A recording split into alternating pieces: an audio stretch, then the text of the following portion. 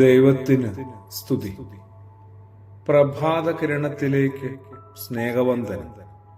ഭാഗം 1807. ഇന്ന് ഡിസംബർ മാസം 11-ാം തീയതി 346-ാമത്തെ ദിവസത്തിലെത്തി. ഏലിശബായുടെ ഒരു തുറന്നു പറച്ചിലും എത്ര ആശ്വാസത്തോടുകൂടിയാണ്, സമാധാനത്തോടുകൂടിയാണ് അത് പറയുന്നത്. മനുഷ്യരുടെ ഇടയിൽ എനിക്കുണ്ടായിരുന്ന അപമാനം നീക്കിക്കളയാൻ കർത്താവിനെ കടാക്ഷിച്ച് എനിക്ക് ഇത് ചെയ്തു തന്നിരിക്കുന്നു. വാർദ്ധക്യത്തിൽ ദൈവിക ഇടപെടലിലൂടെ ഗർഭിണിയായ ഏലിശബായുടെ പ്രതികരണമാണ്. ഭൂമിയില് ഓരോ മനുഷ്യരും എന്തുമാത്രം കാരണങ്ങളുടെ പേരിലാണ്, എന്തുമാത്രം കാര്യങ്ങളുടെ പേരിലാണ് അനാവശ്യമായി അപമാനിക്കപ്പെടുന്നത് എന്ന് എപ്പോഴെങ്കിലും ഒക്കെ നമ്മളൊന്ന് ഓർത്തിട്ടുണ്ട്.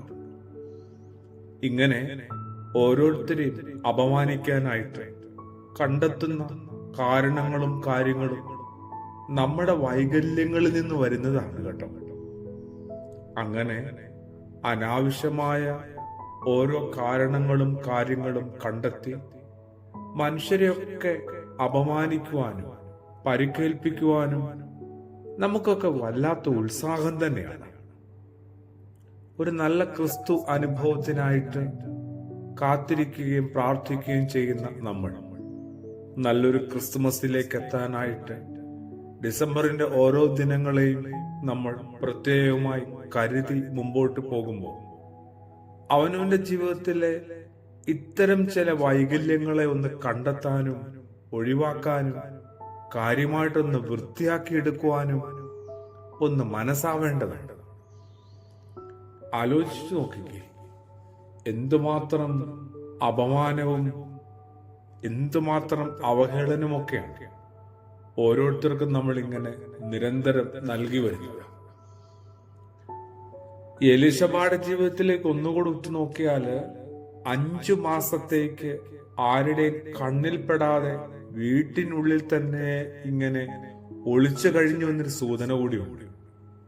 വന്യയായ കാലത്ത് താൻ ഇങ്ങനെ വൈകിയ വേളയില് ഗർഭവതിയായതിനെ ചൊല്ലിയും ആളുകൾ തന്നെ അപഹസിക്കാൻ ഇടയുണ്ട് എന്നൊരു പക്ഷേ ആ വല്യമ്മ ഭയന്നിട്ടുണ്ടാവും.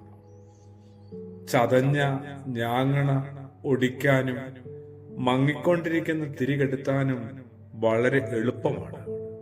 എല്ലാവർക്കും വലിയ താല്പര്യവും ഉത്സാഹവുമാണ്. അങ്ങനെയൊരു സൂചന ക്രിസ്തുയേശുവിനെ കുറിച്ച് യേശയ്യാ പ്രവാചകൻ പറയുന്നുണ്ട്. അവൻ ചതഞ്ഞ ഞാങ്ങണ ഒരിക്കലും ഒടിച്ചു കളയുന്നില്ല, ആ മങ്ങിക്കൊണ്ടിരുന്ന തിരി അവൻ എടുത്തിക്കളയുകയും ചെയ്യത്തില്ല. എന്തുകൊണ്ടാണ് നമ്മളൊക്കെ പിന്നെ ഇങ്ങനെ തലതിരിഞ്ഞ് പോയതും പോകുന്നതുമൊക്കെ? ഒരു തിരിച്ചുവരവിനായിട്ട് ഈ ഒരു ഡിസംബർ കാലവും കടന്നു വരുന്ന ക്രിസ്തുമസും നമുക്ക് നന്നായി പ്രയോജനപ്പെടുത്താം. ആമേൻ.